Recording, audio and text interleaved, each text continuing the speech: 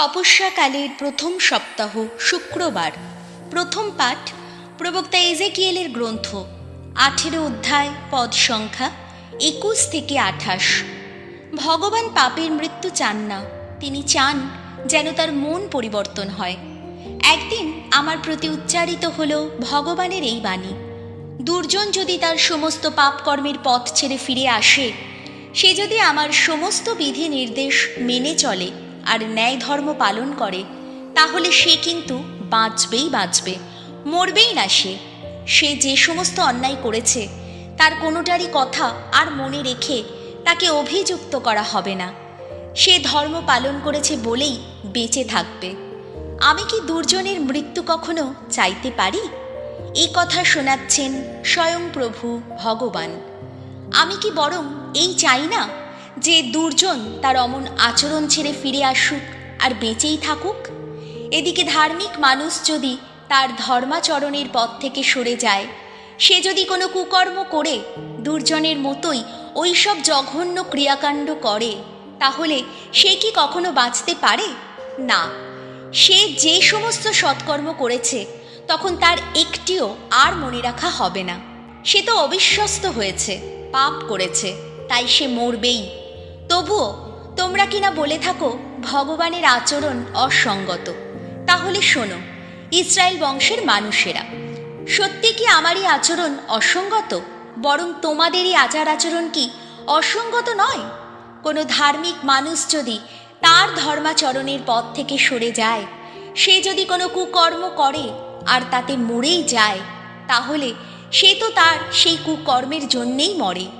এদিকে কোনো দুর্জন যদি তার দুষ্কর্মের পথ ছেড়ে ফিরে আসে, সে যদি ন্যায় ধর্ম পালন করে, তাহলে সে তো তাতে নিজের প্রাণটা বাঁচিয়েই রাখে। সে তো ভেবে চিন্তেই তার আগেকার সেই সমস্ত অন্যায়ের পথ ছেড়ে ফিরে এসেছে, তাই সে বাঁচবে, মরবেই না সে। এই হলো প্রভুর বাণী। শাম সঙ্গীত ধুয়ো। প্রভু, যদি আমাদের দোষী করো তুমি, তোমার সামনে কেই বা দাঁড়াতে পারে? ওগো ভগবান, অতল থেকেই ডাকছি তোমায়। আমার এই ডাক শোনো প্রভু, শোনো তুমি। মিনতির ডাক কান পেতে শোনো তুমি। ধুয়ো। প্রভু, যদি আমাদের দোষী করো তুমি, তোমার সামনে কেই বা দাঁড়াতে পারে? ওগো ভগবান, যদি তুমি ধরো মানুষের অপরাধ, তাহলে তোমার সামনে কেই বা দাঁড়াতে পারবে প্রভু? কিন্তু তুমি তো নিত্য ক্ষমার আধার, তাই সকলেই তোমায় এত শ্রদ্ধা করে। ধুয়ো। প্রভু, যদি আমাদের দোষী করো তুমি, তোমার সামনে কেই বা দাঁড়াতে পারে? ভগবানের পথ চেয়ে আছি আমি, প্রাণটা আমার তাঁরই পথ চেয়ে আছে, তার বাণীতেই আস্থা রেখেছি আমি। ধুয়ো। প্রভু, যদি আমাদের দোষী করো তুমি, তোমার সামনে কেই বা দাঁড়াতে পারে? প্রহরী যেমন প্রতীক্ষা করে কখন সকাল হবে, ব্যাকুল হয়ে ভাবে কখন সকাল হবে, তার চেয়েও তো ব্যাকুল হয়েই প্রভুর জন্যে প্রতীক্ষা করি আমি। ধুয়ো। প্রভু, যদি আমাদের দোষী করো তুমি, তোমার সামনে কেই বা দাঁড়াতে পারে? হে ইসরায়েল, ভগবানে আস্থা রাখো। ভগবান, আহা, করুণা নিধান তিনি, ত্রাণ শক্তির অমেয় আধার তিনি। যত অন্যায়, যত অপরাধ থেকে ইসরায়েলকে তিনি একদিন মুক্তই করবেন। ধুয়ো। প্রভু, যদি আমাদের দোষী করো তুমি, তোমার সামনে কেই বা দাঁড়াতে পারে? বাণী বন্দনা। প্রভু যীশু, জীবনময় ঈশ্বরের একমাত্র পুত্র, ধন্য তুমি। তোমরা দূরে ফেলে দাও তোমাদের যত পাপের ভার। এক নতুন মন, নতুন প্রাণ গড়ে তোলো আজ নিজেদের অন্তরে। মথি রচিত মঙ্গল সমাচার 5 অধ্যায়, পদ সংখ্যা 20 থেকে 26। যজ্ঞবেদীর সামনে নৈবেদ্য রাখার আগে ভাইয়ের সঙ্গে পুরনো সদ্ভাব ফিরিয়ে আনা চাই।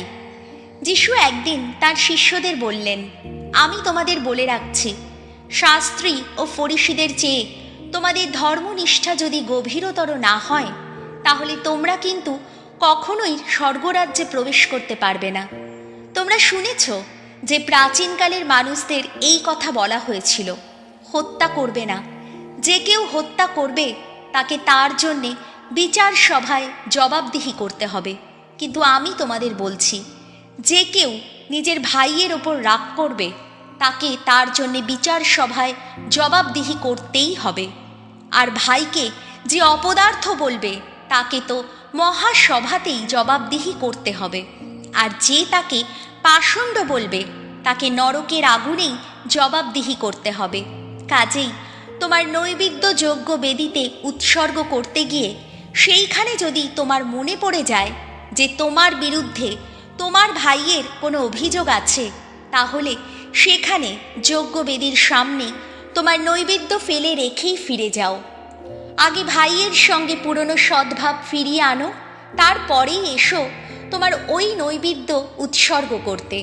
কেউ যদি তোমার বিরুদ্ধে মামলা করতে চায়, তাহলে তুমি আর দেরি না করে তোমাদের দুজনের আদালতে পৌঁছবার আগেই সমস্ত বিরোধ মিটিয়ে নাও। নইলে তোমার প্রতিপক্ষ কিন্তু তোমাকে বিচারকের হাতে তুলে দিতে পারে। তখন বিচারক তো তোমাকে তুলে দেবে প্রহরীর হাতে, আর শেষে তোমাকে কারাগারেই যেতে হবে। আমি তোমাকে সত্যি বলছি, শেষ কড়িটি শোধ না করা পর্যন্ত তুমি কিন্তু সেখান থেকে কিছুতেই বেরিয়ে আসতে পারবে না। এই হলো প্রভু যিশুর মঙ্গল সমাচার।